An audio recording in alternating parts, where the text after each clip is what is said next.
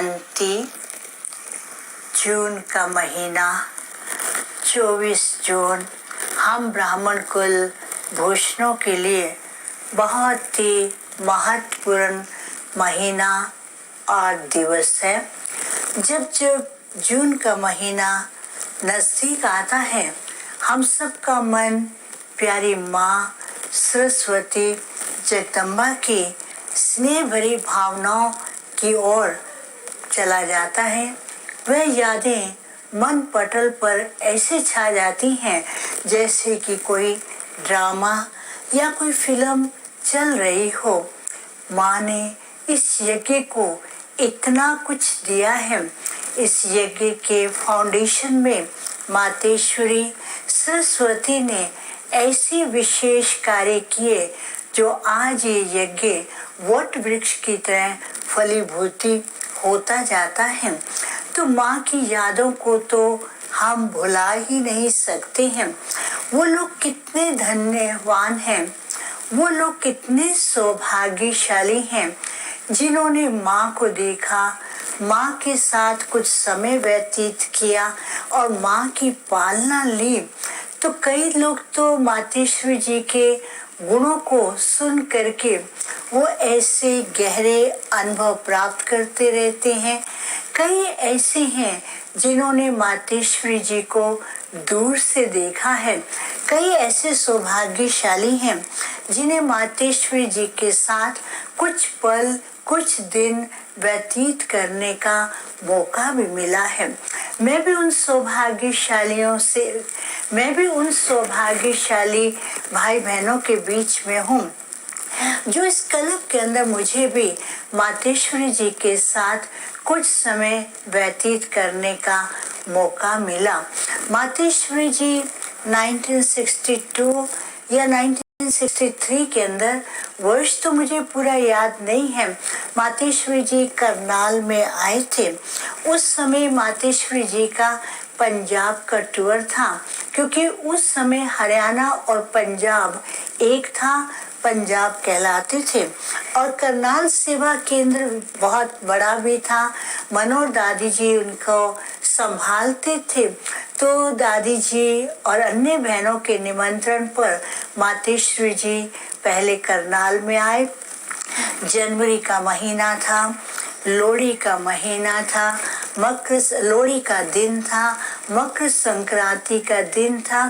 तो करनाल में कुमारियों का एक ग्रुप था जो कि ईश्वरीय ज्ञान के द्वारा अपने जीवन के अंदर कई अनुभूतियां कर रहे थे। लेकिन ये कुमारियां सब के सब बंधन में थी, किसी न किसी प्रकार के, चाहे लौकिक चाहे पढ़ाई के बंधन में थे। लेकिन मुझे ऐसा कोई भी प्रकार का बंधन नहीं था। तो जब मातेश्वरी जी आए तो हम सब कुमारियां दो लाइन में खड़े होकर के मातेश्वरी जी का स्वागत किया। लेकिन मम्मा का आना ऐसा था जैसे कोई फरिश्ता चल रहा हो, और मम्मा का स्वागत करते हुए हम ऐसे अनुभव कर रहे थे कि जैसे कोई शक्ति आ रही है और माँ के प्यार की किरणें हमारे ऊपर पहुँच रही हैं। और जैसा कि आपको बताया कि अन्य कुमारियों को बंधन थे और मुझे इतना कोई बंधन नहीं था।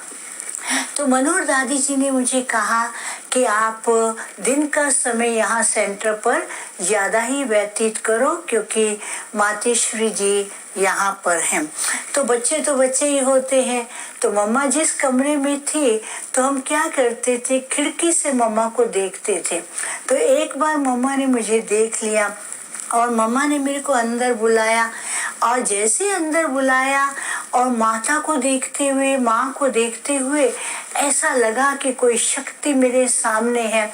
और मम्मा ने इतना प्यार किया, इतना प्यार किया, सिर पे वरदानी हाथ रखा, ऐसे लगा कि जैसे मेरे ऊपर कोई लाइट की किरणें आ रही हैं। फिर मम्मा ने मेरे को पूछा, तुम क्या कर रही हो और क्या करोगी? तो मुझे तो कुछ मालूम ही नहीं था, क्योंकि बच्चे हैं, पढ़ाई पढ़ रहे हैं, अभी तो पढ़ना है। मैंने तो कहा मम्मा अभी तो पढ़ रहे हैं, नौकरी करूँगी। तो मम्मा ने कहा बच्ची देखो, तुम्हें तो शिव शक्ति बनना है, विश्व की सेवा करनी है। तो उस समय तो समझ ही नहीं पाए कि विश्व की सेवा क्या है। तो इस प्रकार से रोज मातेश्वरी जी के पास जाना होता था, क्योंकि मातेश्वरी जी 5-6 दिन करनाल में रहे थे। तो मुझे भी बहुत सुंदर मौका मिला। मम्मा के एक दिन मम्मा भोजन स्वीकार कर रही थी और मम्मा ने बुला करके भोजन से एक गिट्टी मुख में डाली। तो ऐसे लगा कि बहुत माँ अपने बच्चे की पालना कर रही है। वो सुंदर मौका भी मिला। फिर एक दिन मम्मा ने बुला करके कहा बच्ची तुम्हारा लक्ष्य क्या है। मैंने कहा मम्मा मैं तो भी पढ़ रही हूँ और मैं नौकरी करूँगी। तो मम्मा ने कहा कि शिव शक्ति बन करके रहना है और विश्व का कल्याण करना है और लौकिक में रहते हुए भी किस तरह से अपने जीवन को, ब्राह्मण जीवन की मर्यादाओं का पालन करना है। क्योंकि मैं इसके बाद मैं लौकिक में नौकरी करती थी, लेकिन उस नौकरी के समय पर मम्मा ने जो कहा शिव शक्ति बन के रहना है और विश्व का कल्याण करना है, तो ये प्रेरणा बार बार बुद्धि के अंदर घूमती थी, मन के अंदर आता था। और ये शिव शक्ति का जो मम्मा ने लक्ष्य दिया, तो बाहरी दुनिया में रहते हुए बाहरी आकर्षण या बाहरी प्रलोभन की तरफ बुद्धि बिल्कुल भी आकर्षित नहीं हुई।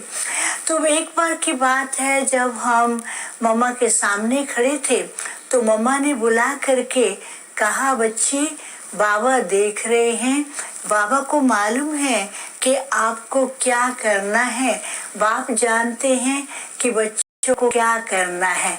तो फिर मम्मा मेरे को देखते हुए कहती हैं कि हल्के होकर बाबा को साथी बना करके चलते चलो, गहरे अनुभव करोगे।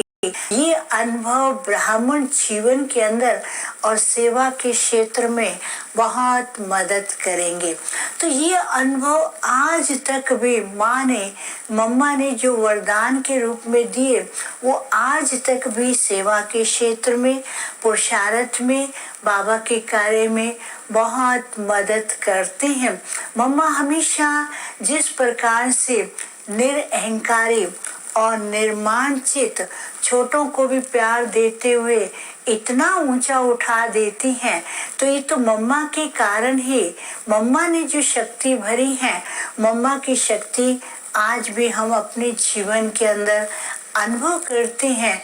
बाबा ने तो बहुत कुछ दिया और इस थोड़े समय के अंदर, मैं थोड़ा समय तो नहीं कहूँगी, ये थोड़ा समय नहीं, ये एक ऐसा अमूल्य समय था जो हमें अनजाने में ही माँ ने भरपूर कर दिया।